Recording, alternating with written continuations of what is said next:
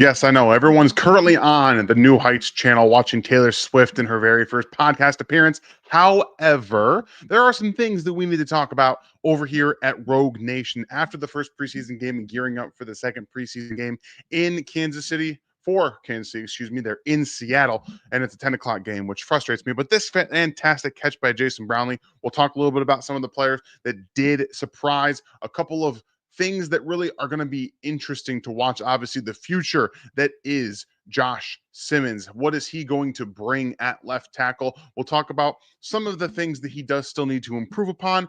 We have some clips for that as well. But overall, the offensive line, that left side is very, very important for the development, not only of these young players, but for Patrick Mahomes to find that chemistry with these receivers, not just Rashee Rice, Travis Kelce, Xavier Worthy, some of the younger players as well. And as we get into it, you guys, thank you so much for being here at RGR Football. And I know that there's going to be some things out there. I'm going to go watch the Taylor Swift stream as well after this is all over. But we have some pressing needs. And I appreciate those of you that are here with me tonight. And like I said, this is RGR Football. Welcome in. My name is Daniel Harms, senior film analyst. And like we always do here on Wednesdays, well, until we get to all the way through the move, right? I'm going to be able to get back into real film rooms, breaking things down like I usually do. But tonight, we're going to talk a little bit about Josh Simmons, right? Some of the film right here from the preseason game, you can see the Chiefs running a bit more draw plays. Also, this is something that I've talked about on RGR multiple times about getting more involved with that run game specifically, having some of the power concepts as well as the counters, things like that, but also in mixing in some actual draw plays, because if you're always going to be getting through within inside runs, you want to go outside zone, you want the defense to believe that you're actually passing the football, draw plays can really get after that. So let me just change this up right here. There we go, because we don't need that there. But what I want you to watch right here is Josh Simmons. This is not a traditional run play by any stretch, but you can see where the athleticism is. So he's going to take a step back first, right? So there's like a vertical drop. So he's going to, again, make that defensive end believe he's going vertical, and then he goes right after him, okay? He gives a little bit of the head nod. So he wants the defensive end, again, to think he's going to be attacking, being aggressive. He pulls back off and then establishes attacks with his hands. So that's what we want to see more of.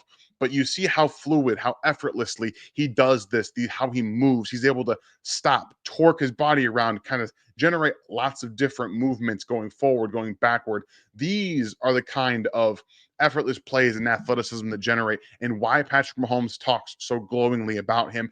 Honestly, it's why he's able to really come back from the injury so quickly, is because of the athletic ability that he currently has and that he's really always had while playing in college football. So right there, that's just a little glimpse of what he can do athletically. Now, we talked about, actually, I tweeted out during the preseason game after his 12 snaps, I didn't need to see any more from him in terms of, I believe he's ready to go. The reason I say that is because everything that he does need to work on is technical. It's late hands, really, for the most part. This play right here, you're going to see some of the reasons why Ryan and I talk about when you are a tackle looking to absorb power or trying to get players not to come around, you need to find a different way to get them off of their game, right? So he always is going to be in the right spot. He does a great job getting out of his stance. He gets to his spot as well. But here you see how he's attacking, but his body's out in front of him. He doesn't have a hand moved to that spot, right? So you have to be able to get that left hand out. Once that defensive end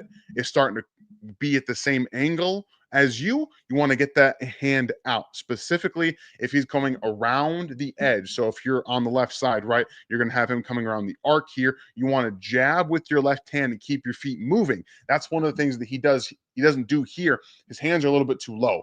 So we call that hand carriage, okay? That's how high you carry your hands. You obviously don't want them up here, but you want them in a place where you can jab, where you can stab, and where you can actually get moving. So that left hand is too close to the knee for my liking in this regard, but you do see how he's overextended, and that's going to allow Baron Browning just kind of get to the outside there. So once we go through this in full motion, you kind of get what we see here from that athletic standpoint, how he's able to get there. We want to see more of a jab presence there from that left hand, but there's no question in my mind that Josh Simmons is the future at left tackle after just 12 snaps. I know it's hard to believe, but coming back from the injury, you want to see how he performs. You want to see how he does with contact, generating that power and also absorbing power too. So having that ability here, right here, and then again, this is a little bit more of a two-hand jab. And I'm not the huge fan of two-hand jabs, specifically because if you attack two hands and you're going that way, the defensive end can kind of stop, swipe your hands, and go back to the inside. So just something to note right there. You see how he's got two hands out. His base is still under him. He's a little bit over his skis, but he's able to absorb that power, and then he gets away. So he does a nice job there, giving Gardner Minshew enough time to throw this football. And actually, I really like this play from the Chiefs as well. If you see at the bottom of the play here, there's three receivers to that side. So it's a 3-by-2 concept with the running back to the right and then a lone receiver on the opposite side. It's going to be kind of a delay for that three receiver. So if you count from left to right in that trips formation, 1, 2 is the apex and 3 is the inside receiver, being Tyquan Thornton. If you count him, it's more of a delay route for him where he's able to wait for Noah Gray to get on his route, and then he breaks outward there, allowing for space, time to develop, and really make that DB think about what's happening. So nice timing throw from Gardner Minshew, but also Josh Simmons giving him the time to make that throw. He's keeping himself in between Baron Browning at all times, and then there's the ball on third down for a first down. So all those plays really show you what he is, what he can do, and then what he still needs to improve upon. For me, it's just watching the hands, the hand carriage. How low are you going to continue to keep them? And then how are you going to attack? If you want to consistently throw guys off, one of the things that we watched with Mitch Schwartz when he was at right tackle for Kansas City is that he feigned, right? He would kind of give you a little bit of jab here, but pull it back and force those defensive ends and pass rushers to kind of give away their plan a little bit. And I want to see him grow into that as well, where he and Kingsley both need to work on their hand jabs to be able to get after defensive ends, being able to get after defensive tackles and keep them on their heels. So I think that Josh Simmons is going to be a fantastic starter for the Chiefs this season already as a rookie. And I love what he's going to bring to that offensive line. Now we have to work on the chemistry with him and Kingsley Suamataia. I know that earlier today, this is Wednesday, that Andy Reid doesn't believe a lot of the probably veteran starters are going to play against Seattle. But I do think the young guys, that being Kingsley and Josh Simmons, specifically on the offensive line, are going to get playing time. They should get playing time. They need some reps.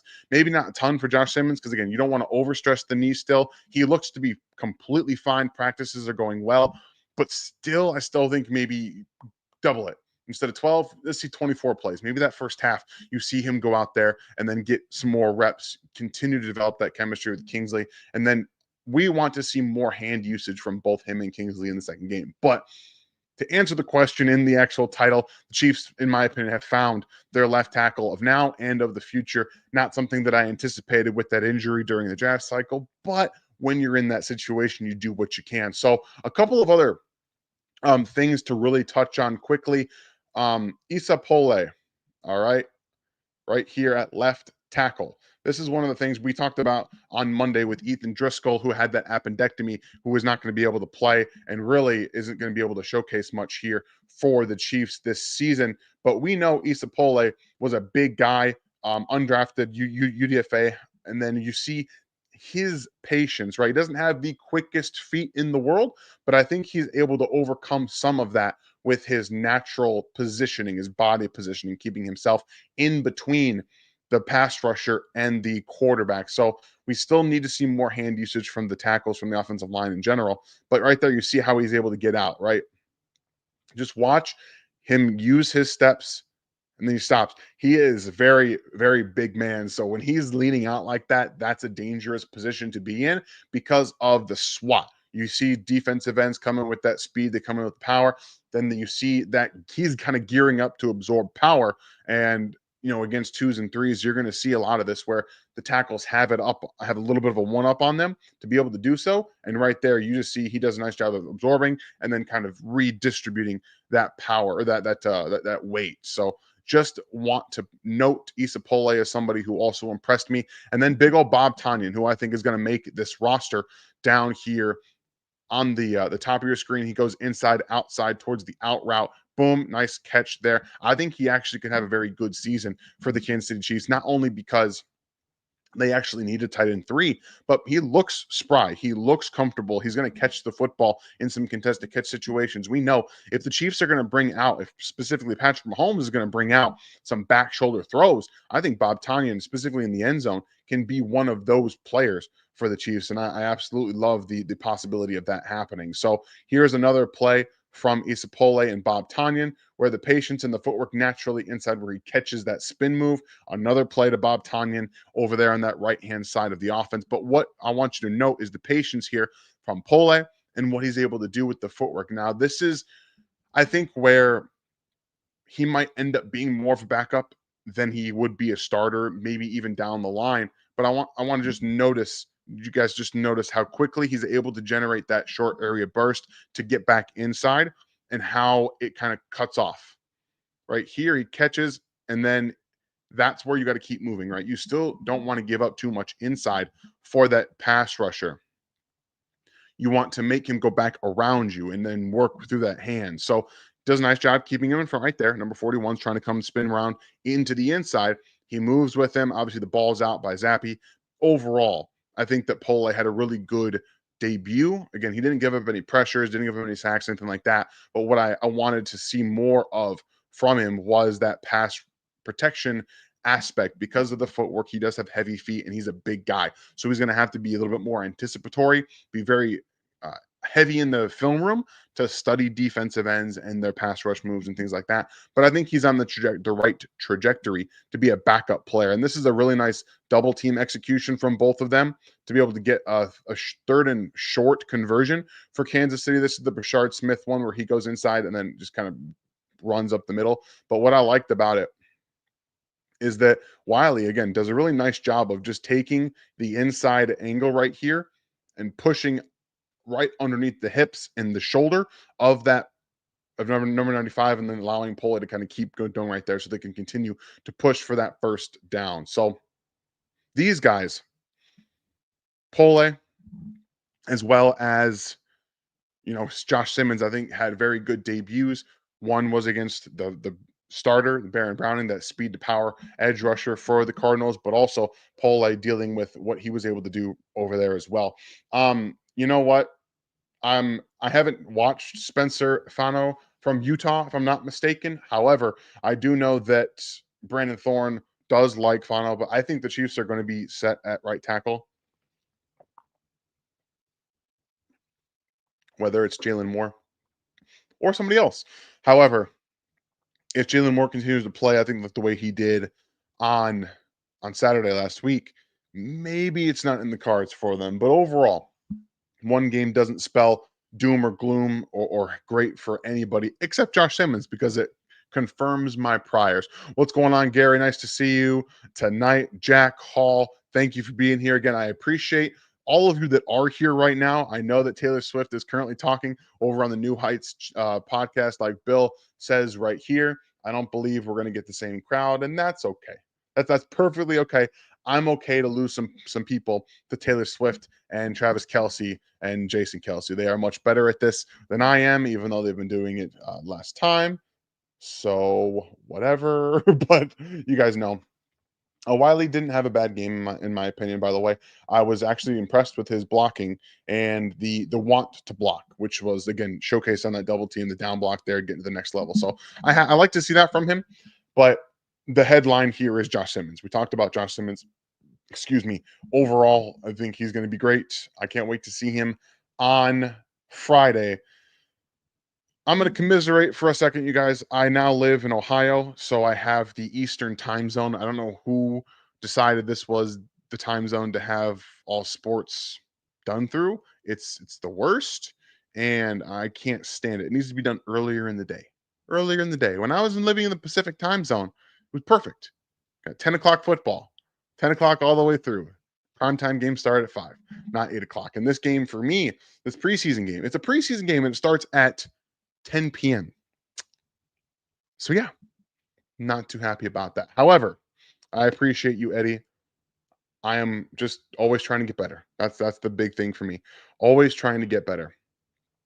Much like this guy right here in Steve Spagnuolo, who just in the preseason,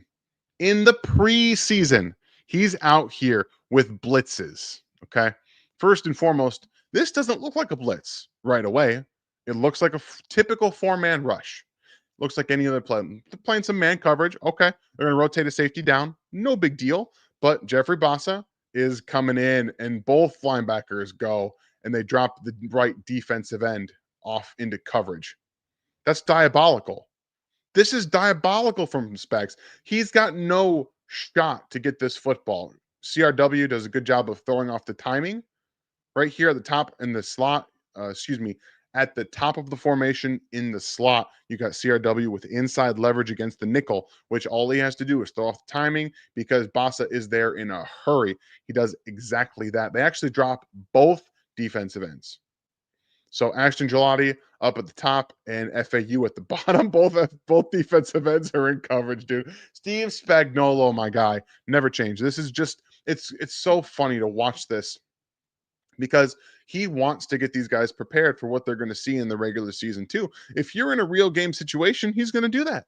He's going to do it, and you got to be able to know what's going on. Whew, um, Gary, we got a question from Gary here. Dan, who is Josh Simmons' biggest competition going into the year? It's himself. Himself. That's literally it. He's the only guy that can stop him from starting. If he's not playing well, then he's going to be the one to sit down and Jalen Moore will play. He's got to get out of his own way, and he's going to. He's going to play very well. He's going to always be working to get better. That's the one thing that I really took away from not just watching his college tape, but listening to how players described him this offseason, how he worked, how he talked about his recovery process, how he was able to just consistently get in multiple times a day. He talked about rehabbing sometimes 2 times a day. The work ethic. One of the things that's really hard to scout in players is work ethic because we don't have time. I don't know much about their on the field, off the field, how much work they're putting in, just not just at football practice, but off the field as well. So knowing that he was able to just get in his head and to see that work ethic start to go, I truly believe that he is the guy that's going to prevent him from starting if he does, because the talent's all there, the work ethic is clearly there. So I'm trying not to get too ahead of myself here, but the Josh Simmons is really really good, guys. And the last couple of things that I want to point out, just some from some film perspective, was Noel Williams. Okay, so I talked about him on Monday. He's down at the bottom of your screen here. He was used in every phase and facet outside of offense on Saturday. This is again just fighting through blocks. Fight through the block and go make a play on the football. The defense does a really nice job of bouncing this run outside initially. Good pursuit on the backside from DBs, from linebackers, and then Noel Williams on the front side does a nice job of fighting through the block and then getting into that flat area where he's able to make a tackle for loss. Again, I want you guys to watch CRW right here on the bottom of your on the right hand side of your screen as well. He's going up against tight end. He is not moving an inch. He is not moving an inch upfield. This is the kind of fight, the kind of dog you have to be to play in Spag's defense. I want you to watch this again. This is impressive for a guy his size to just understand how to get underneath the block and play with leverage. This is great. Jeffrey Bassa doing the same thing, coming in under the block. Look at this right here. Look at this. He comes through the block. Sorry, that's not Bassa. I saw 91. I saw one. I thought it was 51. There's FAU getting underneath the block. Look at this is all just effort. It's just wanting it more. And then Noel Williams does a fantastic job along with Ashton Gelati consistently just going to make effort plays every single week. You love to see the effort from these guys. This is the kind of stuff you got to play with, right? This is why a guy like Noel Williams I was so high on, specifically for the Chiefs. I was really excited to watch him in the NFL. I thought he was a good player, but he's legitimately so good, like at everything. And this is the play I was talking about from Noel Williams. One, the punt just continues to push and push and push the punter back, the punt returner back. He muffs it and then gets lit up by him.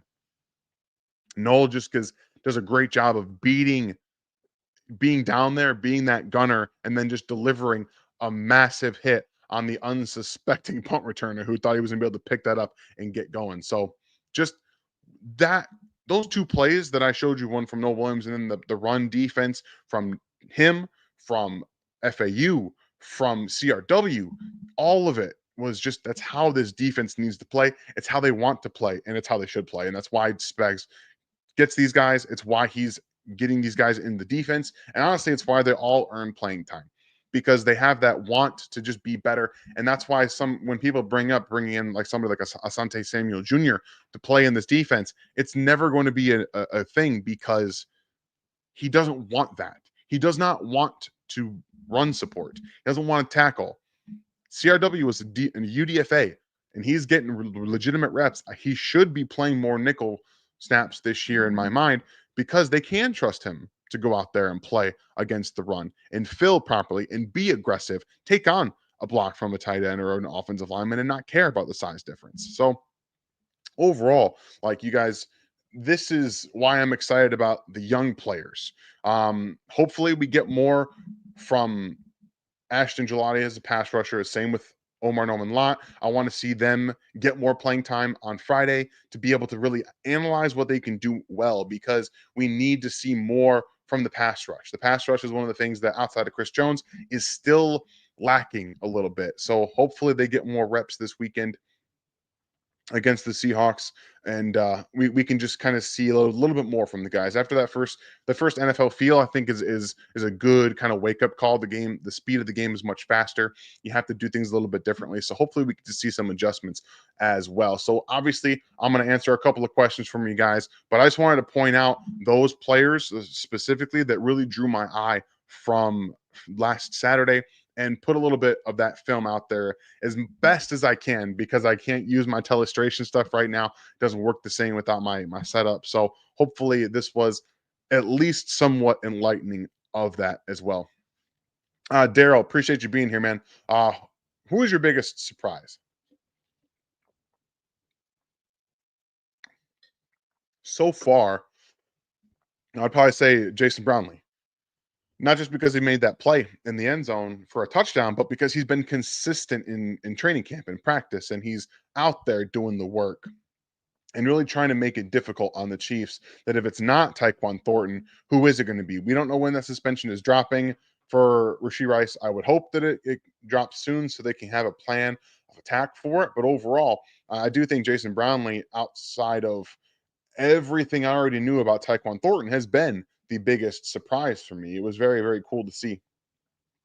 ZJ, no worries, Dan. Trav only has a cool 1.1 million people watching the premiere stream. Ugh, it's so frustrating, you guys. But I understand that Taylor Swift is awesome. The fact that they are on YouTube right now talking and you guys are here is pretty cool. But I'm gonna be very interested. Oh, I just got an update from Schefter. 1.2 million currently watching. Good job, Trav. Good job, Jason. I appreciate y'all. Jonathan Knoll, more a natural man or zone cover guy. I think he's more natural in man, but he can play both. He's got good eyes, which you can see in man coverage. You can see that in zone as well. That's going to lead to just more understanding, and then that's one of the things that I really appreciate about him is because he can play man naturally and he can turn and find the football. His eyes contribute to his ability to play zone, and that's again another reason I want to see him earn more playing time because I think that he's a natural fit for this defense. He can blitz. Spags blitzed him off the right hand side as well. He has really good closing speed. So when you see him in zone, he can recognize the coverages. Excuse me, he can recognize the route concepts coming at him, trigger downhill, and get down there and make tackles. Very aggressive style player. So I'm very excited about what he can do because that is somebody that will be young, consistent in this defense, and I still think will be part of the future with Trent McDuffie when they get that contract all figured out. Because he talked about it with Kay Adams earlier this week, and he said that there's some talks, they're going well. So I'm excited. Hopefully they get to see more of that as well. But again, you guys, thank you all for being here tonight. I appreciate the support as always. You all being here, asking some questions, watching some of the film room. Again, we're gonna have much better things to analyze, break down, especially when I get my setup done in the new house. We signed for the new house on Thursday, move in on Monday when all of our stuff gets there, so I can set up my office and get everything going. Hopefully next week, and we can have a much more much smoother process than it has been. But I do appreciate y'all being here. Make sure to tune in. We'll have more content for you. Gary will have video. Ryan probably will have something on Friday before the game. I don't know if we're going to have a live after. I think Ryan's still going to try and do it. I will do my best. I have no promises because it's probably going to be done at 1 a.m. But if I can be there, I will be there. So please, thank you all for being here tonight. Drop a like on the way out, and we'll see you next time. Thanks for watching this video from the team at RGR Football. Click these videos to see more and subscribe to RGR Football.